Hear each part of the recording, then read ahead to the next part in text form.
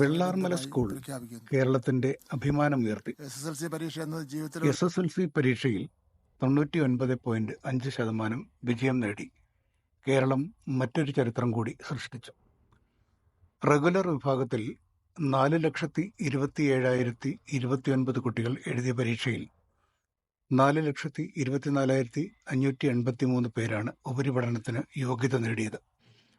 1,449 പേർക്കാണ് മുഴുവൻ വിഷയങ്ങൾക്കും A+ ലഭിച്ചത്.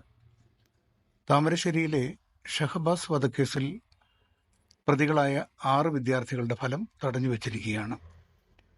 ഉരുൾ വിഴുങ്ങിയ വയനാട് വെള്ളാർമല സ്കൂളിന് 100% വിജയം ലഭിച്ചത് നാടിന്റെ അഭിമാനം വീണ്ടും ഉയർത്തി. വീടും ബന്ധുക്കളെയും സ്കൂളുമെല്ലാം ഉരുൾ വിഴുങ്ങിയ വയനാട് വെള്ളാർമല സ്കൂളിന് 100% വിജയം ലഭിച്ചത് നാടിന്റെ അഭിമാനം വീണ്ടും ഉയർത്തുന്നതായി.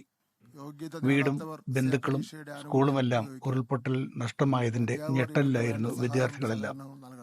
സർക്കാരിന്റെ മുൻകൈയിൽ നാട്ടുകാരുടെ സഹകരണത്തിൽ 1 മാസത്തിനകം സ്കൂൾ പുനരാരംഭിച്ചു.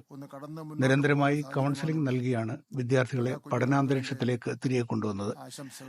വിജയമറിഞ്ഞ് വിദ്യാർത്ഥികളും അധ്യാപകർക്കൊപ്പം ആഹ്ലാദം പങ്കിട്ടു. മന്ത്രി വി ശിവൻകുട്ടി കുട്ടികളെ അഭിനന്ദിച്ചു. ഇനി ഉപരിപഠനത്തിനുള്ള തിരക്കിലേക്ക് വിദ്യാർത്ഥികൾ കടക്കും. +1 പ്രവേശനത്തിന് 14 മുതൽ 20 വരെ ഓൺലൈനായി അപേക്ഷിക്കാം.